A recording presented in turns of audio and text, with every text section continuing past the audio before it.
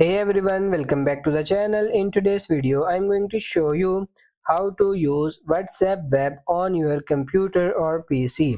It's really simple and easy. First of all, you have to open any web browser because we are using WhatsApp web, and then you have to search for this web.com.whatsapp.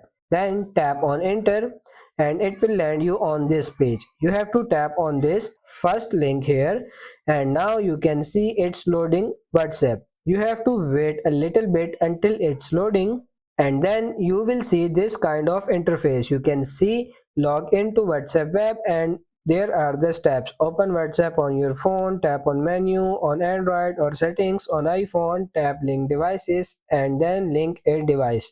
So you have to go to your WhatsApp on your mobile and then tap on the three dots, and you will see this option link device. Tap on it, and then you have to scan your WhatsApp, and when you scan your WhatsApp, it will automatically load your WhatsApp here. As you can see, loading your chats, and now it will load your WhatsApp here. You can see your all WhatsApp chats is loaded now.